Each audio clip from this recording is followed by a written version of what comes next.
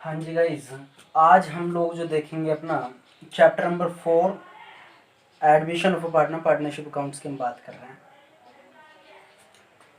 ज़्यादातर रिलेटेड है आपकी ये लास्ट वाले चैप्टर से, जो चैप्टर हमने थर्ड पढ़ा था।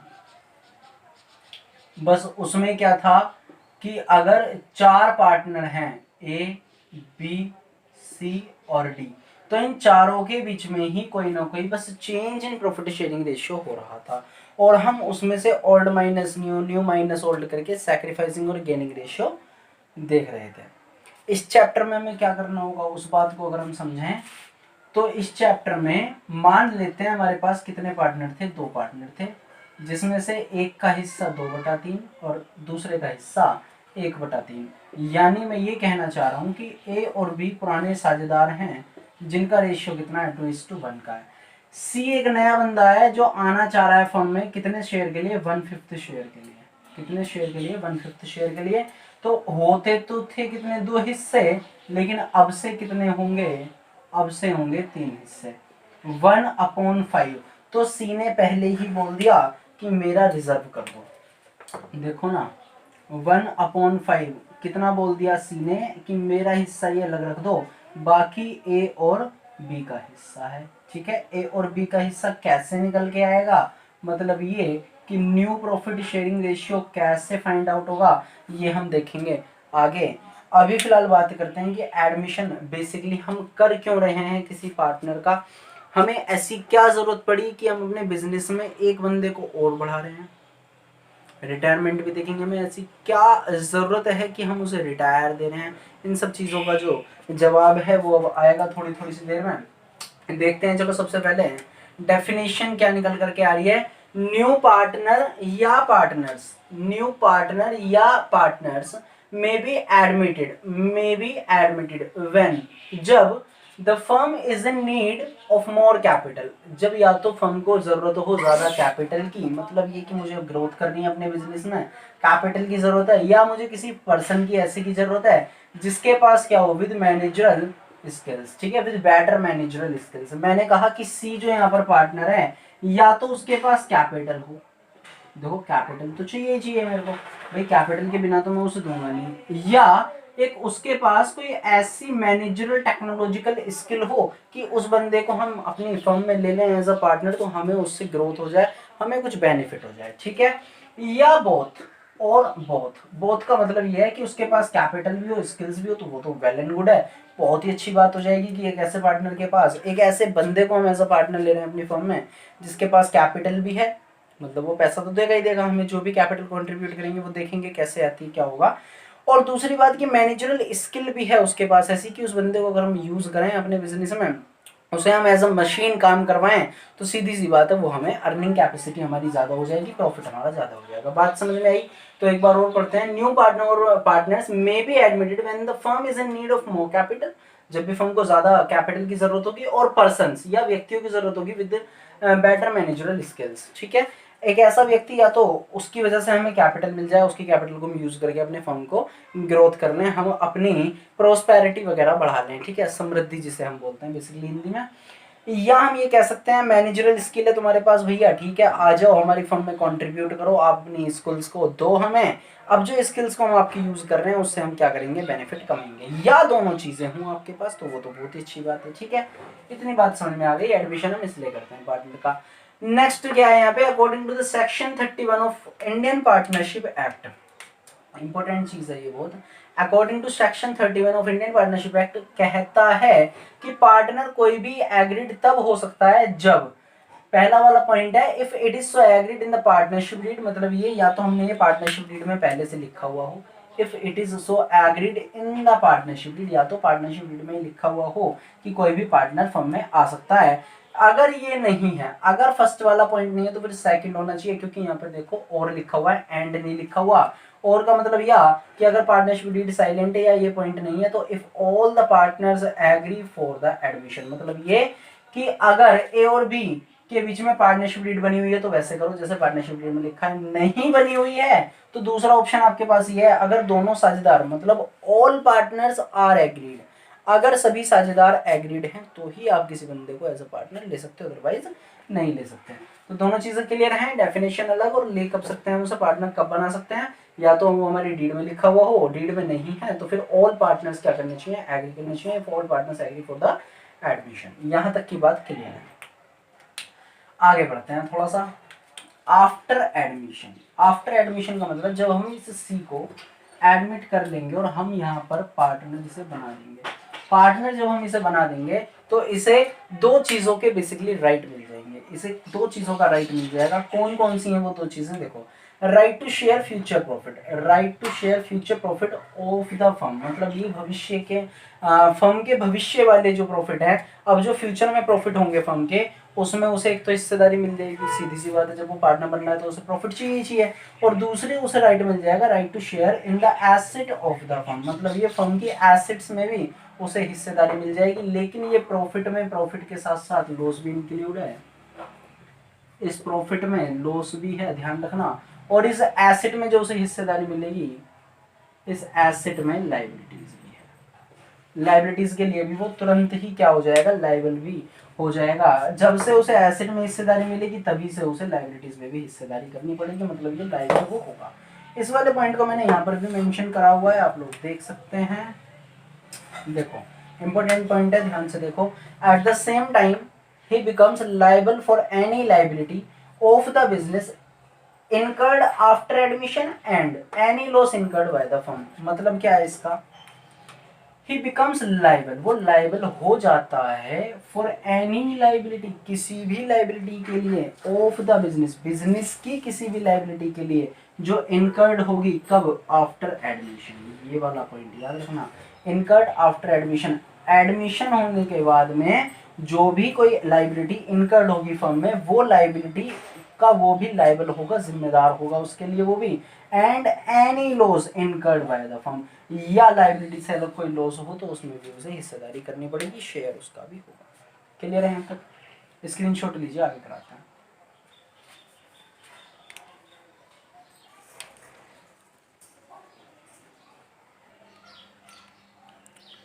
चलिए आगे बढ़ते हैं थोड़ा सा चैप्टर में। कोई बंदा जो फर्म में आ रहा है उसको क्या क्या लेकर के आना होगा, basically contribution by new partner. पहली चीज तो वो देगा हमें क्या, कैपिटल, ठीक है। देखते हैं वो कितनी कैपिटल देगा, उसी के हिसाब से उसे शेयर भी मिलेगा, ठीक है। अब कैपिटल के बाद में उसे एक चीज और देनी पड़ेगी, गुडविल, या जिसे हम कह सकते हैं प्रीमियम फॉर गुडविल। वो किस लिए दे रहा है, देखो भाई, कैपिटल से उसे हिस्सा मिला एसेट्स में, कैपिटल से उसे right to share in the asset of the firm, right to share in the asset of the firm. हमने तो राइट बेसिकली उसे पढ़े थे कि क्या, एक तो हम उसे एसेट में हिस्सेदारी देंगे और दूसरा हम इसे प्रॉफिट देंगे। अब इस एसेट के लिए तो उसने क्या दी थी, कैपिटल, लेकिन इस प्रॉफिट के लिए हम उससे किस चीज का पैसा लेंगे, गुडविल का। क्योंकि सिर्फ कैपिटल देने से तो आप किस चीज के हिस्सेदार बनोगे, एसेट में हिस्सेदारी बनेगी। गुडविल का पैसा हम तुमसे इसलिए मांग रहे हैं, या प्रीमियम फॉर गुडविल या कंपेंसेशन की अमाउंट इसलिए मांग रहे हैं, जो बंदे सैक्रिफाइस करेंगे अपने शेयर को। मैंने कहा था कि दो बंदे हैं, ए और बी। अब इसमें से ही तो ये दोनों बंदे थोड़ा थोड़ा शेयर दे देंगे, किसके फेवर में दे देंगे, सी के फेवर में। तो ए और बी ने क्या करा, बेसिकली सैक्रिफाइस करा, क्या करा, सैक्रिफाइस करा। और इस सैक्रिफाइस के बदले में ये जो सी से अमाउंट लेंगे वो कंपेंसेशन की अमाउंट कहलाती है हमारी गुडविल, ठीक है। तो गुडविल से उसे क्या मिल जाएगा, प्रॉफिट का, प्रॉफिट में हिस्सेदारी मिल जाएगी, और जो कैपिटल है उससे उसे एसेट में हिस्सेदारी मिल जाएगी। तो हम ये कह सकते हैं यहाँ पर कि कैपिटल का जो पैसा उससे हमें एसेट में हिस्सेदारी मिली, और गुडविल के पैसे से जो न्यू पार्टनर है यानी कि हम अपने आप को माने अगर, तो हमें प्रॉफिट में हिस्सेदारी मिली, ठीक है। अब इस एसेट में लाइबिलिटीज भी है और ये प्रॉफिट इंक्लूड करता है बेटा लॉस को भी, ध्यान रखना इस चीज को, ठीक है। तो बेसिकली टू राइट्स जो उसे मिले थे, दो अधिकार जो उसे मिले थे, right to share in the future profit और right to share in the assets of the firm, वो बेसिकली कैपिटल और गुडविल देने से मिले थे। इतना क्लियर हो गया होगा, बिल्कुल सर। आगे बढ़ते हैं थोड़ा सा। एडजस्टमेंट हमें क्या क्या करनी होंगी, adjustment required on the admission of a partner. एक पार्टनर के आने पर हमें अकाउंटिंग ट्रीटमेंट क्या क्या करना होगा, किन किन चीज़ों का कैसे कैसे करना है, वो आगे हम पढ़ेंगे। लेकिन पहले ओवरव्यू कर लेते हैं कि क्या क्या हमें पढ़ना है। तो सबसे पहला पॉइंट जो है इसमें वो है change in profit sharing ratio, मतलब ये न्यू प्रॉफिट शेयरिंग रेशियो निकालना सीखना पड़ेगा हमें, और सैक्रिफाइसिंग रेशियो हमारा निकलेगा। सैक्रिफाइसिंग क्यों, एक बात बताओ, ए और बी के बीच में बंटता था पहले हिस्सा जो भी था, लेकिन अब किसके बीच में बटेगा, ए बी और सी के बीच में। तो ए और बी ने ही तो सी को अपने हिस्से में से थोड़ा बहुत हिस्सा दिया है, तो वो जो थोड़ा बहुत हिस्सा वही तो हमारा क्या है, सैक्रिफाइस है, मतलब हम त्याग कर रहे हैं अपने शेयर का। तो कितना उन्होंने त्याग करा उसे तो बोलेंगे हम सैक्रिफाइसिंग रेशियो। वो कैसे निकलेगा, ओल्ड माइनस न्यू करके, बहुत सिंपल है, हमने चेंज में सीखा हुआ है। लेकिन न्यू प्रॉफिट शेयरिंग रेशियो क्या कैसे निकलेगा वो हमें इस चैप्टर में सीखना है, सीखेंगे हम, कोई दिक्कत नहीं है। सेकंड, ट्रीटमेंट ऑफ गुडविल करना भी आना चाहिए हमें। क्या आना चाहिए, ट्रीटमेंट ऑफ गुडविल, गुडविल का पैसा वो कितना देगा, न्यू पार्टनर गुडविल का पैसा कितना देगा, और वो किसके बीच में बांटा जाएगा या नहीं बांटा जाएगा, सैक्रिफाइसिंग पार्टनर्स के बीच में बांटा जाएगा। कैसे, कब, क्या, कहां पर होगा, वो सब हम लोग देखेंगे। ठीक है, तो दो काम में करने, एक तो न्यू प्रॉफिट शेयरिंग रेशियो निकालना है विद सैक्रिफाइसिंग रेशियो, और एक हमें ट्रीटमेंट ऑफ गुडविल भी सीखना है। नेक्स्ट हमें सीखना है रिवैल्यूएशन अकाउंट, बिल्कुल ऐसे ही जैसे हमने थर्ड चैप्टर में सीखा था। उसके बाद में हमें सीखना है adjustment of reserve, accumulated profit and losses, और नेक्स्ट एंड लास्ट हमें सीखना होगा एडजस्टमेंट ऑफ कैपिटल, मतलब यानी कि मैं सीधी सी बात कहूँ, बैलेंस शीट जब हम बनाते हैं तो बैलेंस शीट बनाने से पहले पार्टनर्स के कैपिटल अकाउंट को एडजस्ट करने का भी एक इसमें आप कह सकते हो कंडीशन को रख सकता है कि जो न्यू प्रॉफिट शेयरिंग रेशियो है उसके अकॉर्डिंग आप कैपिटल रखो, न्यू पार्टनर के अकॉर्डिंग आप कैपिटल रखो। तो वो चीज़ भी होगी, वो कैसे होगी हमें वन बाय वन देखनी है। ठीक है, इतना स्क्रीनशॉट लीजिए।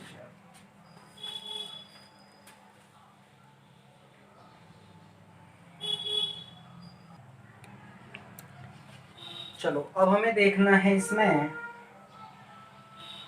न्यू प्रॉफिट शेयरिंग रेशियो कैसे निकलता है, पहले उसे देख लेंगे, और उसके बाद में हम लोगों को एक चीज और भी देखनी है कि सैक्रिफाइसिंग रेशियो कैसे निकलता है। बहुत आसान है ओल्ड माइनस न्यू करके, लेकिन देखते हैं कैसे कैसे होगा। अच्छा, इसमें कंडीशन बहुत सारी हैं, मतलब रेशियो जो बच्चा सीख गया ना इस चैप्टर का, मतलब वो आगे के जो जो भी टर्म्स होंगी, जो भी इसमें ट्रीटमेंट होंगे, वो बहुत ईजी सीख जाएगा, कोई उसमें दिक्कत नहीं होगी। फर्स्ट पॉइंट देखो, इसमें स्क्रीन पर एक नाम आ रहा होगा, एक लाइन आ रही होगी बेटा, वो है व्हेन न्यू और incoming partner acquires his share from old और existing partner in their old profit sharing ratio. Sir ये क्या कह रहे हैं, सुनो, ये क्या है, कुछ नहीं दे, इलस्ट्रेशन नंबर 1 देखो आप पहले, उससे समझ जाओगे आप ये लैंग्वेज है क्या। New partners share is given, illustration number 1 में A and B are partner share profit in the ratio 5:3, और C is admitted for 1/4 share in the profit. मतलब ये कि एक फर्म है जिसमें ए और बी दो पार्टनर हैं, और उनका रेशियो है बेटा 5:3 का, उनका रेशियो कितना है 5:3 का, और जो सी है वो न्यू पार्टनर है फर्म में, आ रहा है 1/4 शेयर के लिए। कितने शेयर के लिए आ रहा है वो, 1/4 शेयर के लिए। इसे हम क्या कह सकते हैं, 1/4 share of profits in the firm. ठीक है, फर्म में वो 1/4 हिस्से के लिए आ रहा है। अब इसका अगर मैं तुमसे कहूँ सॉल्यूशन निकालो जरा, कैसे करोगे, मतलब ये कि न्यू प्रॉफिट शेयरिंग रेशियो कैसे फाइंड आउट करोगे इस वाले इलस्ट्रेशन में, एग्जांपल में। तो एक चीज समझो आप, ये मेरी टोटल फर्म है, ठीक है, और इस फर्म में मुझे हिस्से कितने करने हैं, 3 हिस्से करने हैं बेसिकली। किस किस का हिस्सा, एक ए का, एक बी का और एक सी का। सी ने पहले ही कितना मान लिया है, 1/4 शेयर मांग लिया है अपना, तो ये वाला शेयर तो किसका हो गया, ये वाला शेयर तो सी का हो गया, मतलब ये वाला शेयर तो किसका चला गया, किसका चला गया, सी का चला गया। ये वाला टोटल शेयर कितना शेयर है, 1/4। बचा कितना उसके बाद, वो इन दोनों का है, बचा कितना उसके बाद, वो इन दोनों का शेयर है।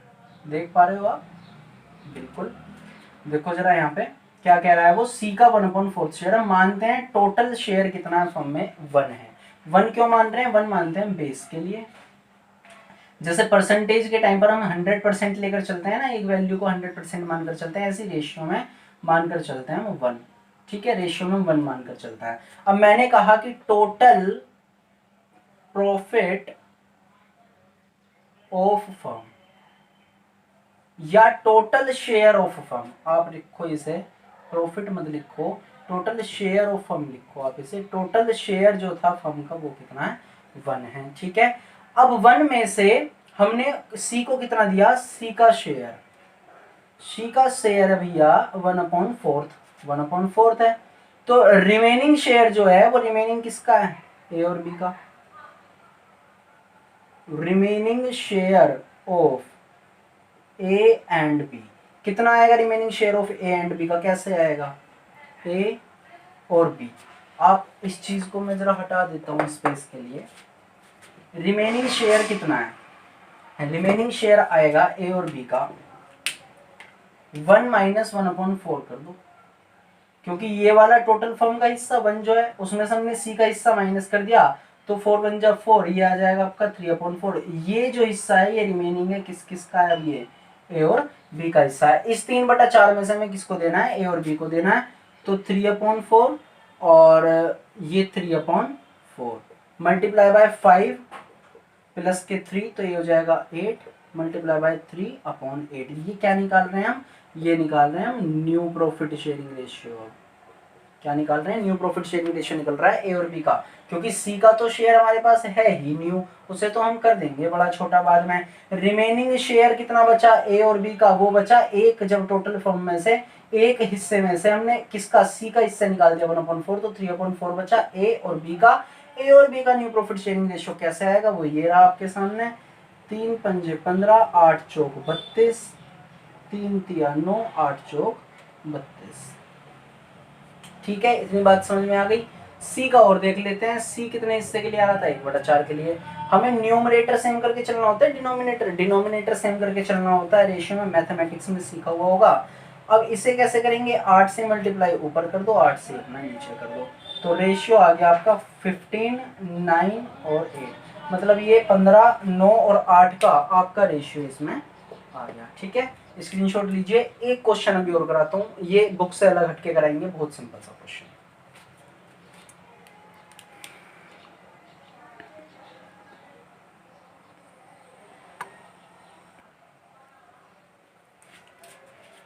चलो भाई, इसे हटा देते हैं जरा, और इस वाले हिस्से को भी हटा देते हैं। हमें एग्जाम्पल ही तो लेना है अभी और अच्छे समझाने के लिए।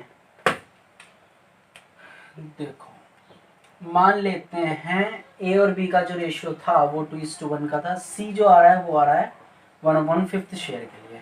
तो आपको न्यू प्रॉफिट शेयरिंग रेशियो निकाल करके देना है इस क्वेश्चन में। कैसे करोगे इसका सॉल्यूशन, माना टोटल शेयर 1, 1 माइनस 1/5 करा आपने, ठीक है, ये आपका 4/5 हो जाएगा।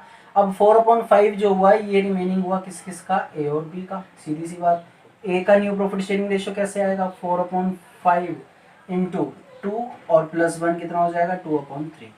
बी का न्यू प्रॉफिट शेयरिंग रेशियो कैसे आएगा, 4/5 इंटू 1/3। ठीक है, तो ये हो जाएगा 8, ये हो जाएगा 15, ये हो जाएगा 4 और ये हो जाएगा आपका 15।